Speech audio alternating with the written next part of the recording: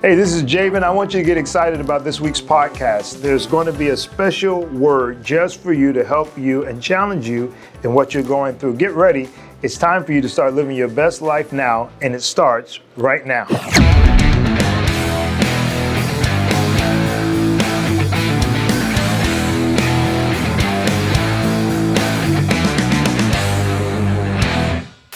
What's up, people? Do it now. Why wait when you bet? I always say that. It is not why wait. That's the name of the book. Do it now, why wait? I didn't know why you were saying that, but I just rolled with it. Come on, y'all got that? Close shot. Hey, folks, thank you for joining us on another rendition of Do It Now, the podcast. Yeah, you go ahead.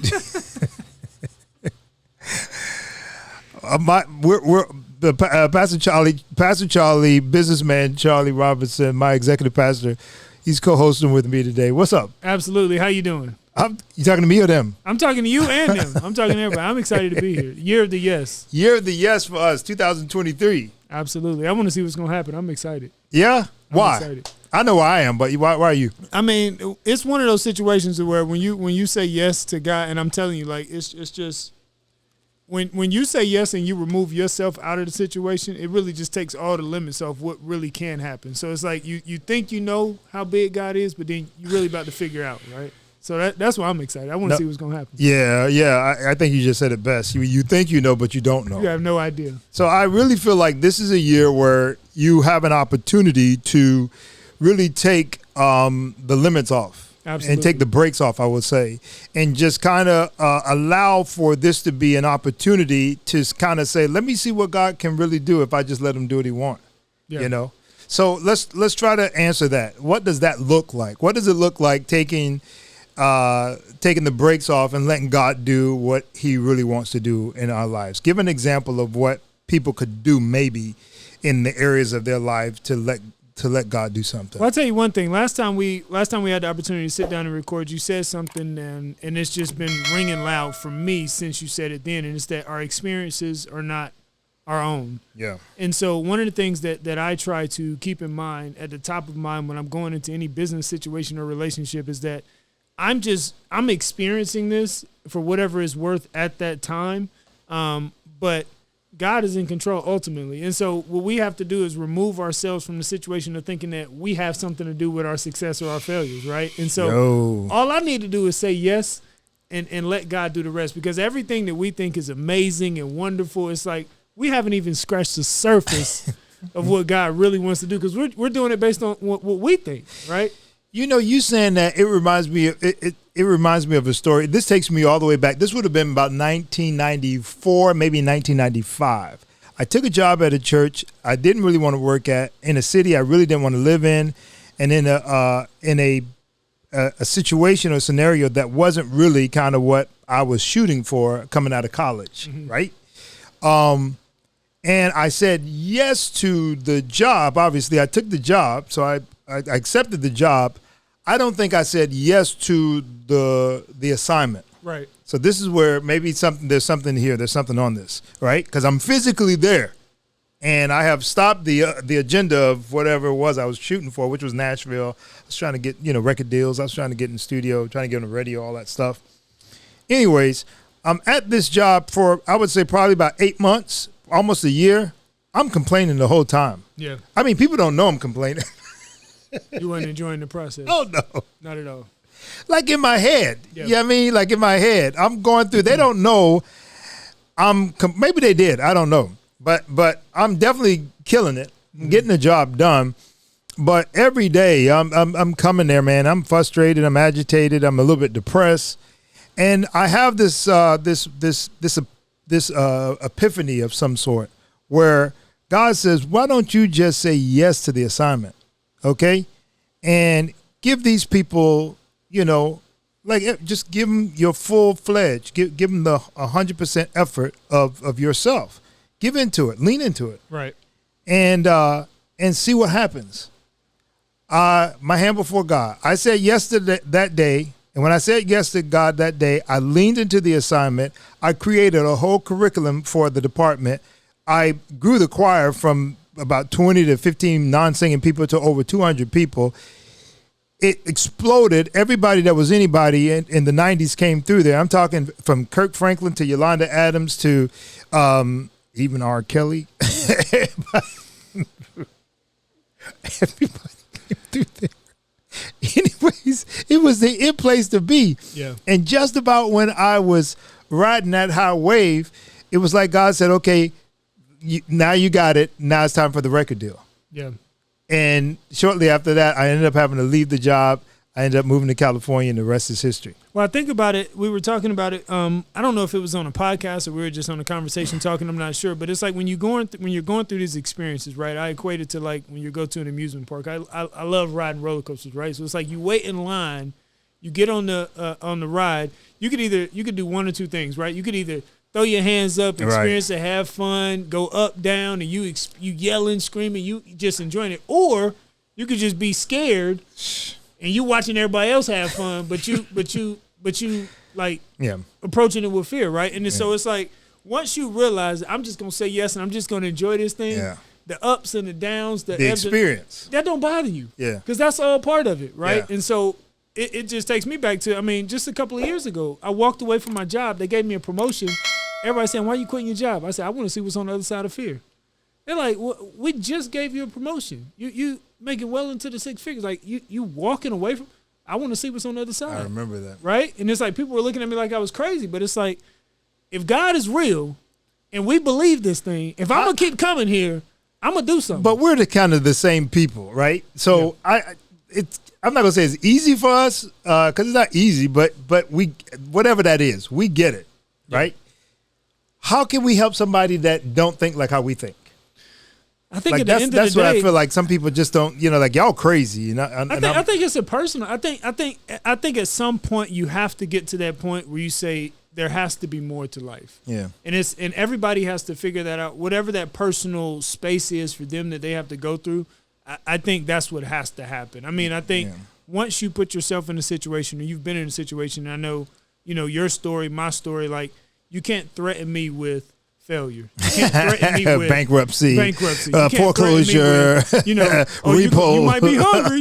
Like I've been there before, right? You may have to eat ramen noodles. You can't threaten me with that. You may have to sleep in your car. Right. So it's like once you've been through that and you make it through, That'll it's like preach. you can't threaten me with certain things anymore, preach. devil. So it's like I'm not scared anymore. What was that movie when the kid ran out? I was like, I'm not scared anymore. Yeah, I don't know that movie, but you know what I'm talking about. Right? I do know what you're talking about, and I honestly think that sometimes the reason why we don't reach that next level or that supernatural or that success is because we don't conquer where we are. We don't conquer the little bit. We don't go and instead of just taking on the one bedroom apartment, we won't even try for the 2-bedroom apartment. And then because we never try for the 2-bedroom apartment, a whole house seems absolutely impossible. And I think what you got to do at some point, here's the thing I will say, because I get this question a lot, especially with my young adults in our impact group, which by the way, y'all should come to. When do we do impact nights? Is that the third? I think that's the third month. No, the first and third, second and fourth. Yeah. Y'all don't even follow us on Instagram, Now Church FL. You'll find it. Impact Night. They got their own Instagram page too. Oh, do they? It's terrible. Okay. I don't know none of this stuff. Anyways, the second and fourth Monday nights. Every 7:30. 7:30. You should come out. It's always explosive. Anyways, I get this question a lot. How do you get to that place where you're ready to just jump out and leap out on faith and whatnot? And the way I did it, in full transparency, I went through a massive breakup. Like, it's always something tragic before I would go and do something explosive, right? Not anymore, but that's how it used to be. I don't recommend that. I don't recommend. Hey, whatever you got to go through, I recommend going through it. Stop beating around the bush and just go through it. I'm just saying, man, don't let God get you to the point where, you know what I mean, like where you have to. They say either you can drop to your knees or God to bring you to your knees. Either way it go, God gonna get what he wants. No, see, I'm trying to help y'all. Charlie is not trying to. I'm gonna be real with you. I'm gonna be honest with you. Yeah, but I'm trying to get you not to go through no breakup in order for you to move. But it might help though. But you know what though? You say you had. Some people don't survive that though. If you didn't go through that breakup, would you have ever went to LA when you did? I'm trying to help you. Stop avoiding the situations that gonna get you where you need to get. First off, this is my podcast. What do you? Oh, my bad. No. Listen. I. Wait a minute. Let me say this. He gave me the sweatshirt to say "Do it now." Now he upset that I'm doing it now. No. I got a revelation though. Sometimes you go through what you go through so that other people don't have to. Oh, I like that. Wait. That's true. That's it right there. That's true. All right. That's what I think. I think that's what I guess what I'm trying to say. Because you're right. You got to go through whatever you got to go through. But I think some of us that have been through what we've been through, I think it's to help other people not to have to do that. So my advice to you is don't wait till she walks out on you to go and follow your dreams. Don't wait till he say he don't want nothing to do with you no more before you're going to really go and do what you know, were called to do. I understand what you're saying. Always trying to fuss. And I agree. It's ridiculous. I don't know why I have you on these shows. Everything's a debate. This is what I'm saying. At some point, you have to have a personal experience to say something has to change. So your argument is that you have to go through pure hell every time. At some point, you got to go through it. I'm not going to tell people they got to go through hell. Are you crazy? I'm not going to sit there and tell somebody every time it's time to do something extraordinary, they got to go through hell in order for it to happen. Is, whatever that personal experience is for you to start moving your feet, I can't move my feet based on what you did. But I'm going to tell you what will change that. You ready? What's that? You already said it. One word, 3 letters. I don't know. You do know. I have no idea what you're What year is this? I'm questioning everything now. Saying yes? You know it's yes. Because when you say yes, I believe, you already said at the time, you can't even go back. If you rewind the show, you already say that if and when you say yes, on the other side of that is, whatever. But what I'm saying is you started out saying that me and you are a lot alike in the sense that we're willing to go. Right. I can say yes to what you're saying now because I understand. And much like you're not going to frighten me with somebody walking out on me having to eat ramen noodles. My bills might, because I've been through that. Right. So all I'm saying is everybody got to go through their own. Oh, my God. You ain't going to tell the people. All right. So that's Charlie's answer. I just know God going to do some amazing stuff. And if you want to figure out how big God is in your life, you better figure, you need to know God for yourself. Okay. So what I'm going to add to that is I want you to begin to think about the glimpses of things that you had when you were a kid. I think that helps. We forget about stuff, but God doesn't forget about it. Absolutely. So whatever he placed in your heart when you're 12, 10, 8 years old, begin to pray on that and pray about that and then begin to pay attention to that because that stuff is still there. I'm going to be transparent. This is another transparent moment for me.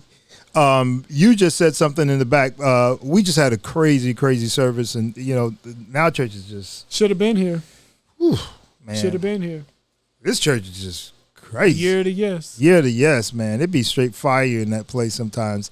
It's all I could do to just stay up there and, try to help direct traffic Wigs if was I can. Flying everywhere. It was hot. I saw fans come up. It's an old school church. Anyways, we're up there. So anyways, so we get in the back and Charlie said something to me along the lines of, hey man, there's another album in you and, some other stuff and whatnot. But what he doesn't know, and I didn't even tell you this, is I was getting dressed this morning, and it felt like early this morning, but it wasn't early. Just that we so tired. I was tired. Up eating wings late, trying to get the last piece of meat in before our Daniel fast. Lemon peppers at 11:58 to do that to you. I had a steak and I don't even eat steak. I don't know why I had steak last night. I was on the phone with you. It's at 9 o'clock at night. I had a steak. I was so tired this morning. At 10 o'clock at night. My phone ringing at 12 something. It's you. I said, if you don't leave me alone, I'm trying to sleep. Hey, listen, you got one shot to ring in the new year. And had some oats for breakfast. I was not going to be denied. I was going to get that steak in. What? So we laugh. Y'all don't know. We're on a 21-day Daniel fast, which means we can't eat no meat and all this stuff. And it started today. So it was like I don't even know what I'm talking about. So I had that steak last night. What was the point I was making? Got up early this morning, but it wasn't early. Yeah, I got up early this morning, but it wasn't early. It just felt like it was early. It was cloudy. Anyways, I put on worship, which is not something I will confess I don't normally necessarily do.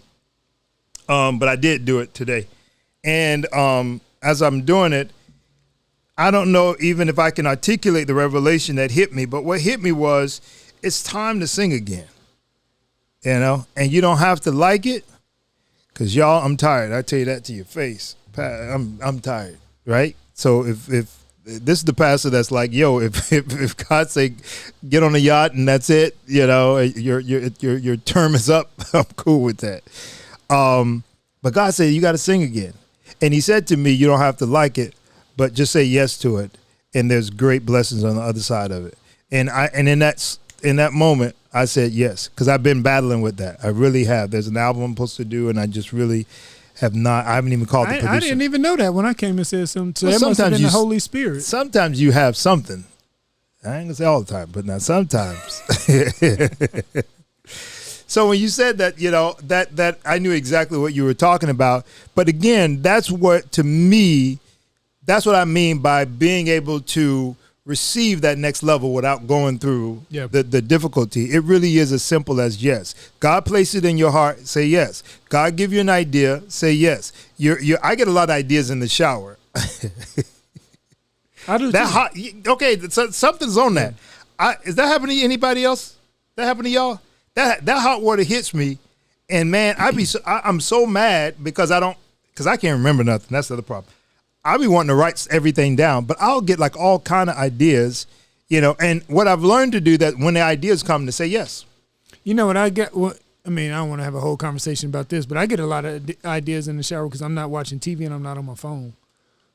So my mind got time to just think, so I sit there. So I use it as time to meditate. I sit in there sometimes for 30, 45 minutes. So maybe that's what it is. So maybe that's what some of you need to do. Maybe you need to start turning. Well, we talk about that in the book, dialing down the noise. Yeah, quieting everything off, because ain't nobody call. You're not answering the phone. Yeah, you're not checking social media. Yeah, you're not watching TV, trying to multitask. Like, you literally just standing there. I heard Oprah does that. I heard Oprah when you ride in the car with her. Like, there can't be no music or anything like that. And it's kind of a running joke because everybody be wanting music and whatnot.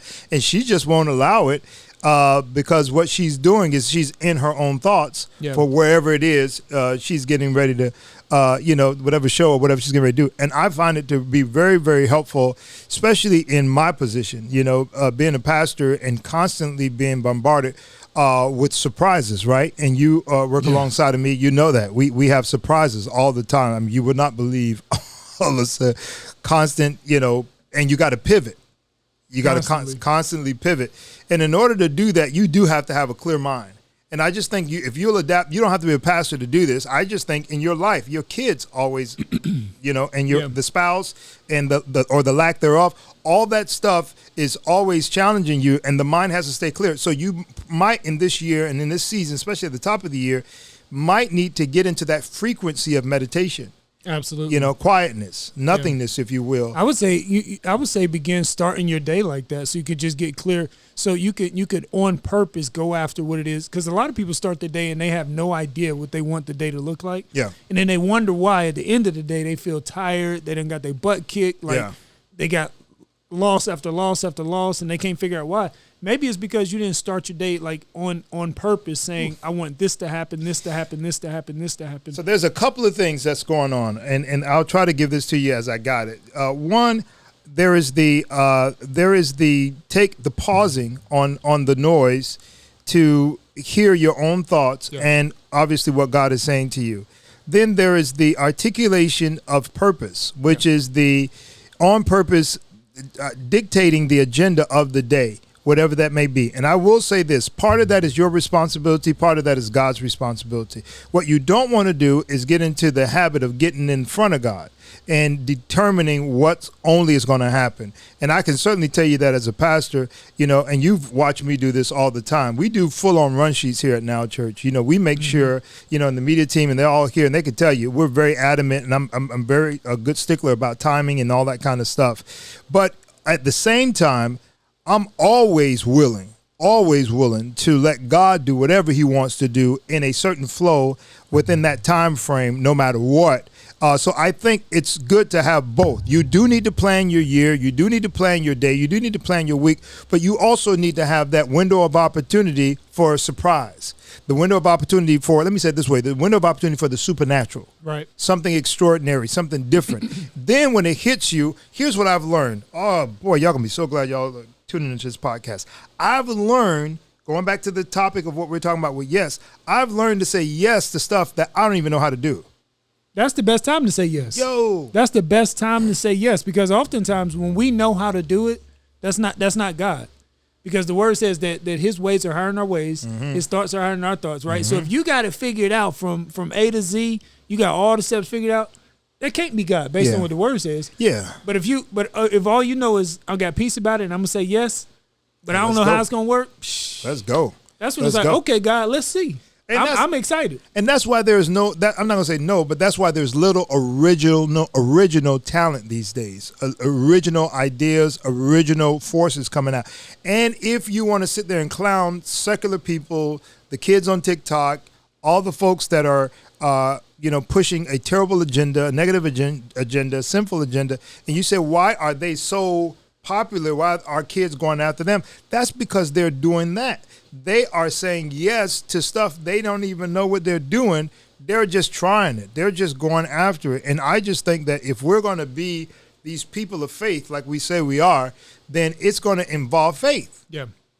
And that means you're going to have to really, really push yourself to be able to lean into the destiny of God in a way that is almost impossible for you to do by yourself. Right. If that makes sense. And not even by yourself, but with even in the atmosphere of people that you're with, because I believe like this year requires so much faith that there's not going to be any evidence of it being able to be done with the people and the atmosphere and the money you got right now. I think oftentimes that the mistake that I've made and that I've seen other people make when it comes to just walking by faith and surrounding yourself with the right people, if you're the smartest person in your circle, you're in the wrong circle, right? If you got enough money to do what it is that you thinking you're supposed to be doing, it ain't big enough, right? So it's like you always have to look for, what does that stretch look like? How can I put myself in a place of being uncomfortable? Right, and you can't. Okay, so that's good. So say the last question. How can I put myself in a place of being uncomfortable? Right. So what you're doing is I always say, I often say, put yourself in a situation for the supernatural. And that's exactly what you just said. So if the money is, if you have enough money for this and enough situations for that and all that stuff to take care, you've just set yourself up for the natural.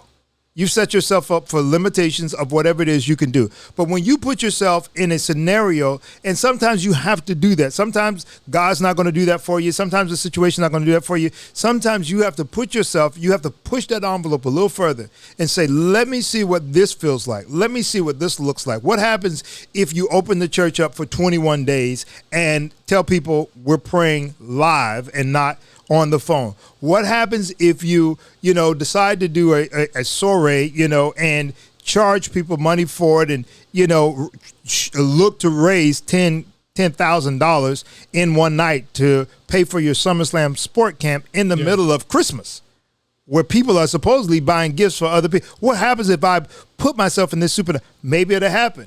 Maybe we will raise $10,000 in one night in the middle of Christmas and a inflation.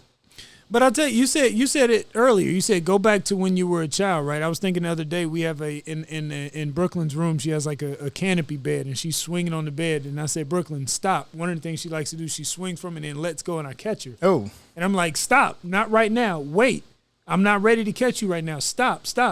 But check this out. She says, but I'm ready to go. So she jumps up. I'm telling her, not right now. She says, I'm ready to go now.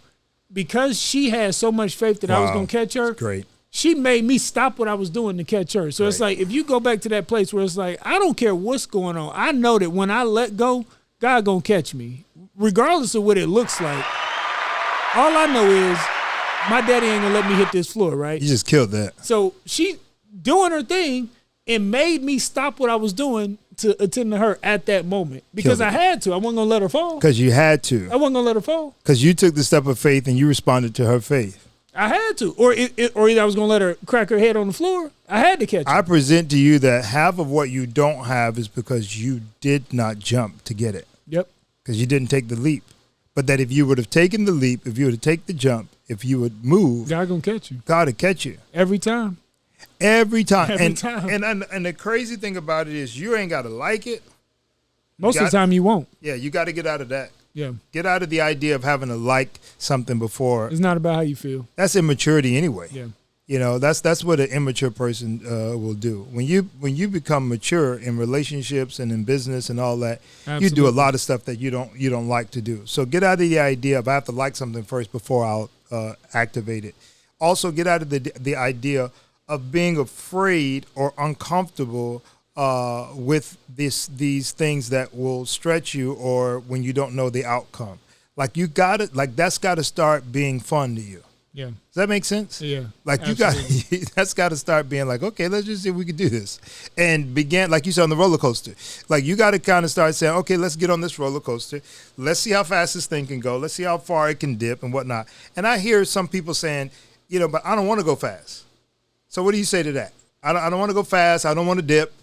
I want to be comfortable. The thing I like to tell people when I look, I say, hey, just take a pause. Imagine yourself looking out the window and seeing cars driving by. You see them going by? Like you could see that in your mind. You could close your eyes and you could imagine seeing the cars go by. Do they care how you feel sitting there looking? My point is, time is gonna go with or without you.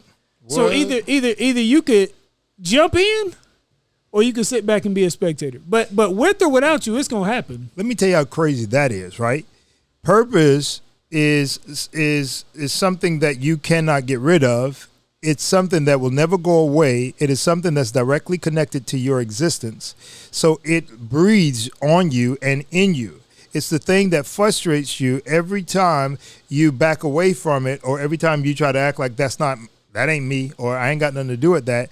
It's a nagging, gnawing thing until you answer it that you'll continue to feel that. So when you think of it that way, you then begin to have to understand you either are the person that's showing up at the party late, or you're the person that's showing up at the party early and you're getting the best of the entire experience. And I would say to somebody here today that that's what you just described, that you have to be willing to get in the car, get on the road, start traveling down that road at whatever speed we're moving in or whatever God is moving in, and experience the whole thing rather than 5 years from now, 10 years from now, get to the end of this year and go, oh, I was ready for that. Yeah. I could have done that.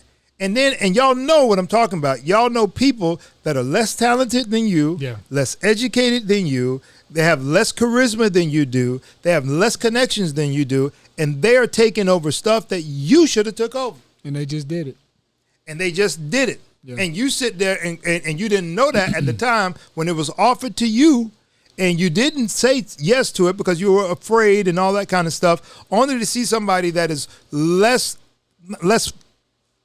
qualified, if you will, to do something, get it done, and then you look back on yourself and say, that should have been, I could have came up with that idea. I could have been able to do this, that, and the other. Well, that is your you now. Yeah.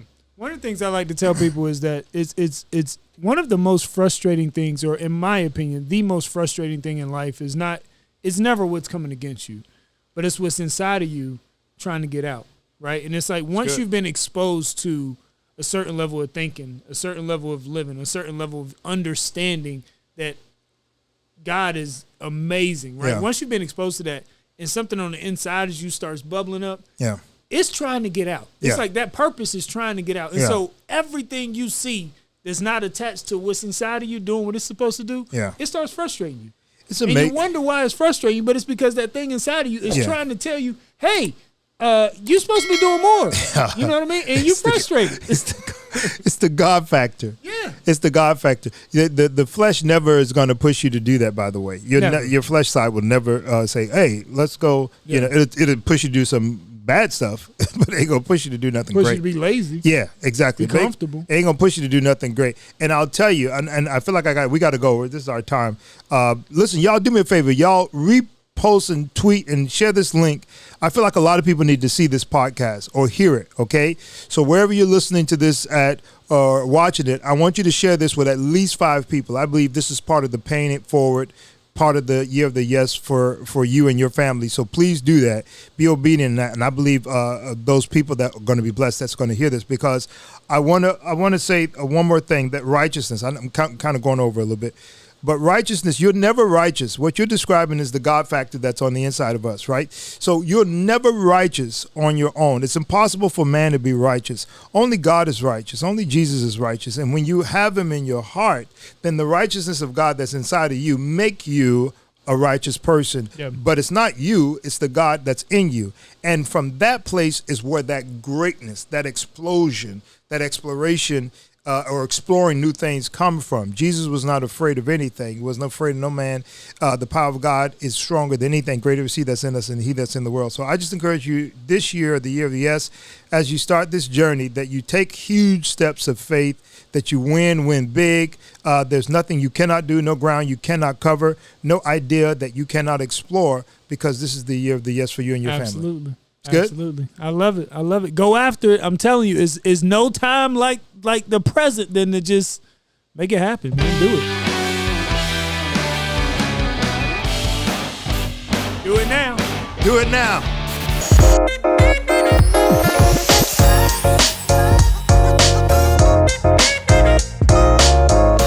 Hey, folks, thank you for joining our Do It Now podcast. I hope what was said today helped you, challenged you, and caused you to live your best life right now. Do me a huge favor. If you enjoyed today's podcast, I want you to share and like and subscribe to our channel. We want to share this message of now with every and anybody we can possibly get it to, and you can help us do that. Would you do it for me? And don't forget to live your best life now. We'll see you next time.